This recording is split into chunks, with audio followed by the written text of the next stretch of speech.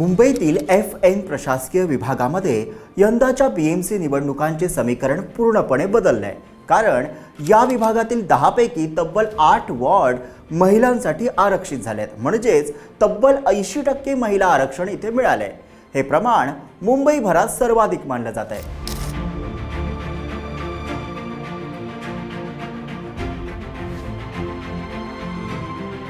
धारावीपासून दादर, माटुंगा, सायन कोळीवाडा अशा विविध भाषिक, विविध धर्मांची, जाती समूहांची लोक या वॉर्डात राहतात। BMCच्या या वॉर्डमध्ये कोणते राजकीय बदल दिसतील त्याचा सविस्तर आढावा आज आपण घेणार आहोत। नमस्कार, मी विहंग ठाकूर। BMCचा F आणि N विभाग हा मुंबईतील दाटीवाटीने राहणाऱ्यांचा परिसर। येथे धार्मिक आणि भाषिक विविधता दिसून येते। येथील वॉर्ड क्रमांक 172 ते 181 असे एकूण 10 वॉर्ड आहेत। Dadar East, Hindu Colony, Matunga East, King Circle, 5 Garden, Sion Koliwada, GTP Nagar आणि धारावी दक्षिण मध्य उत्तर अशा मोठ्या भागांना कव्हर करतात। यापैकी तब्बल 8 प्रभाग महिला आरक्षित असल्याने या वॉर्डमध्ये महिलांसाठी राजकीय नेतृत्वाची संधी निर्माण झाली आहे। या आरक्षणात खुल्या प्रवर्गातील महिलांसाठी 6 वॉर्ड, OBC महिलांसाठी 1 वॉर्ड आणि SC महिलांसाठी 1 वॉर्ड अशी वर्गवारी दिसते। म्हणजेच या संपूर्ण भागात निवडणुकीचं समीकरण आता पूर्णपणे महिला नेतृत्वाच्या केंद्रस्थानी येणार आहे। दादर हिंदू कॉलनी परिसराचा वॉर्ड 172 यावेळी खुल्या प्रवर्गातील महिलांसाठी आरक्षित झालाय। मागील निवडणुकीत हा वॉर्ड खुल्या प्रवर्गात होता आणि तेव्हा भाजपच्या राजेश्री शिरवडकर यांना तब्बल 13,731 मतांनी विजय मिळाला होता। त्यांच्या प्रतिस्पर्ध्यांमध्ये काँग्रेसचे उपेंद्र दोशी यांना 3,875 आणि शिवसेनेचे प्रकाश वाघधरे यांना 3,778 मतं मिळाली। भाजपला मिळालेलं 9,856 मतांचं प्रचंड बहुमत या भागातील त्यांची मजबूत पकड दाखवतं। दादर हिंदू कॉलनी हा परंपरेने भाजपचा बालेकिल्ला मानला जातो। त्यामुळे महिला आरक्षणामुळे यावेळी पक्षांतर्गत नवीन महिला चेहरा मैदानात उतरू शकतो आणि उमेदवार निवड प्रक्रियेमध्ये चुरस वाढण्याची शक्यता आहे। वॉर्ड क्रमांक 173 म्हणजे माटुंगा ईस्ट आणि किंग सर्कल परिसर। यावेळी हा वॉर्ड अनुसूचित जाती महिला प्रवर्गाच्या आरक्षणाखाली येतो। मागील निवडणुकीत हा वॉर्ड अनुसूचित जातीसाठीच आरक्षित होता आणि तेव्हा शिवसेनेचे प्रल्हाद ठोंबरे यांनी 6,492 मतांसह विजय मिळवला होता। भाजपचे विजय पगारे यांना 2,985 मतं मिळाली, तर अपक्ष सुनील शेट्टे 2,190 मतांसह तिसऱ्या क्रमांकावर होते। शिवसेनेला मिळालेलं 3,507 मतांचं बहुमत या भागातील त्यांचा परंपरागत प्रभाव दाखवते। मात्र यंदा प्रभाग SC महिला आरक्षित असल्यामुळे शिवसेनेसह सर्वच पक्षांतर्गत उमेदवार निवडीची स्पर्धा आणखी तीव्र होण्याची शक्यता आहे। वॉर्ड क्रमांक 174 म्हणजे माटुंगा लेबर कॅम्प आणि GTP नगर परिसर। यावेळी हा वॉर्ड खुल्या प्रवर्गातील महिलांसाठी आरक्षित आहे। मागील निवडणुकीतही हा प्रभाग महिलांसाठी आरक्षित होता।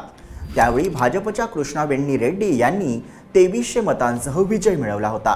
राष्ट्रवादीच्या नीलम दुबे यांना 2,112 तर MIMच्या खुर्शिदा खान यांना 1,953 मतांसह त्या तिसऱ्या क्रमांकावर राहिल्या। विशेष म्हणजे विजयाचं बहुमत केवळ 188 मतांचं होतं। त्यामुळे हा प्रभाग अतिशय स्पर्धात्मक मानला जातो।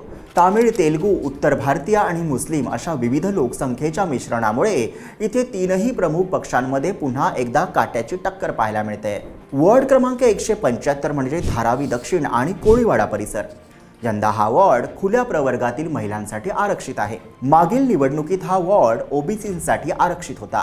त्यावेळी शिवसेनेचे मंगेश सातमकर यांनी 6,096 मतांसह विजय मिळवला होता। काँग्रेसच्या ललिता यादव 5,619 मतांसह दुसऱ्या क्रमांकावर होत्या, तर भाजपचे लोरिक यादव 4,867 मतांसह तिसऱ्या क्रमांकावर राहिले। विजयानंतर बहुमत फक्त 477 मतांचं होतं।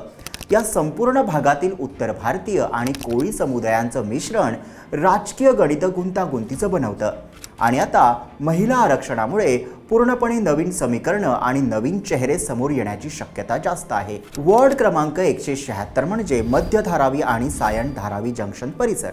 यंदा OBC महिला आरक्षणाखाली हा वॉर्ड आहे। मागील निवडणुकीत हा वॉर्ड सर्वसाधारण होता। त्यावेळी काँग्रेसचे रवी राजा यांनी 3,678 मतांसह विजय मिळवला होता। शिवसेनेचे गजानन पाटील 3678 मतांसह दुसऱ्या क्रमांकावर होते, तर भाजपचे मुरुगनंतम हे 3495 मतांसह तिसऱ्या क्रमांकावर राहिले. विशेष म्हणजे विजयानंतरचं बहुमत फक्त 136 मतांचं होतं. म्हणजेच तुल्यबळ लढत इथे झाली. हा संपूर्ण भाग धारावीतील सर्वात दाट आणि विविध धर्म, भाषिक आणि जाती समूहांच्या लोकसंख्येचा भाग आहे. तीनही मोठ्या पक्षांची ताकद इथे जवळजवळ समान असून यंदाही पुन्हा जोरदार त्रिकोणी लढत होणार हे निश्चित आहे. वॉर्ड क्रमांक 177 म्हणजे धारावी उत्तर आणि 90 फीट रोड परिसर. यंदाही हा वॉर्ड खुल्या प्रवर्गातील महिलांसाठी राखीव आहे. मागील निवडणुकीत देखील आरक्षण याच प्रकारचं होतं. त्यावेळी भाजपच्या नेहल शहा यांनी तब्बल 11,298 मतांसह मोठा विजय मिळवला होता. काँग्रेसची प्रिन्सी मानेकताला 3,158 मतांसह दुसऱ्या क्रमांकावर, तर शिवसेनेची महालक्ष्मी गणात्रा 2,633 मतांसह तिसऱ्या क्रमांकावर राहिल्या. म्हणजेच बहुमत तब्बल 8,140 मतांचं होतं. अत्यंत एकतर्फी असा हा निकाल होता. या संपूर्ण भागात व्यापारी वर्ग, विशेषतः गुजराती आणि उत्तर भारतीय मतदारांचा प्रभाव लक्षणीय आहे. त्यामुळे हा प्रभाग परंपरागतपणे भाजपचा मजबूत गड म्हणून ओळखला जातो. वॉर्ड क्रमांक 179 म्हणजे माहीम ईस्ट आणि धारावी सीमेवरचा अतिशय स्पर्धात्मक परिसर. यंदा हा वॉर्ड खुल्या प्रवर्गातील महिलांसाठी राखीव आहे. मागील वेळी आरक्षण सर्वसाधारण गटांसाठी राखीव होतं. या निवडणुकीत काँग्रेसचे सुफियान वानू यांनी 5,630 मतं मिळवत विजय मिळवला होता, तर शिवसेनेच्या तृष्णा विश्वासराव यांना 5,503 मतांसह त्यांच्या खालोखाल मतं मिळाली. राष्ट्रवादीचे आरिफ सय्यद 2,857 मतांसह तिसऱ्या क्रमांकावर होते. या संपूर्ण लढतीत सर्वात ठळक बाब म्हणजे बहुमत केवळ 127 मतांचं होतं. म्हणजेच हा वॉर्ड मुंबईतील सर्व पक्षांसाठी 50-50 मतदारसंघांपैकी एक असा समजला जातो आणि इथे काँग्रेस आणि शिवसेना यांच्यात थेट लढत दिसते. वॉर्ड क्रमांक 180 म्हणजे सायन कोळीवाडा आणि अँटॉफिल परिसर. लोकसंख्येची घनता, विविधता आणि राजकीय चुरस यामुळे हा वॉर्ड नेहमी चर्चेत असतो. यंदाच्या निवडणुकीत हा वॉर्ड खुल्या प्रवर्गातील महिलांसाठी राखीव आहे, तर मागील वेळी तो ओबीसी महिलांसाठी राखीव होता. मागील निवडणुकीत शिवसेनेच्या स्मिता गावकर यांनी तब्बल 8,625 मतं मिळवत विजय मिळवला होता. त्यांच्यानंतर काँग्रेसच्या वैशाली पवार यांनी 5,584 मतं घेतली, तर भाजपच्या बिंदू यादव 3,748 मतांसह तिसऱ्या क्रमांकावर राहिल्या. बहुमत तब्बल 3,041 मतांचा आहे. म्हणजेच शिवसेनेचा मोठा विजय होता. या भागात कोळी समुदाय आणि हिंदी भाषिक मतदार, त्यामुळे पारंपरिकरित्या शिवसेनेचा हा बालेकिल्ला मानला जातो. तरी भाजप आणि काँग्रेस दोन्ही पक्ष येथे सक्रियपणे पाय रोवण्याचा प्रयत्न करतायत.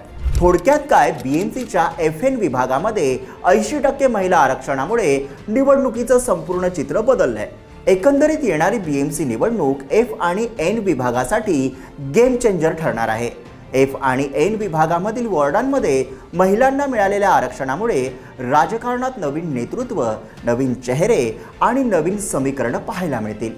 धारावीपासून दादर माटुंग्यापर्यंत प्रत्येक भागाची सामाजिक संरचना वेगळी असल्याने स्पर्धा वॉर्डानुसार पूर्णपणे बदलते. काही वॉर्डांमध्ये पक्षांचं पारंपरिक वोट बँक आहे. काही ठिकाणी अतिशय चुरशीची टक्कर अपेक्षित आहे.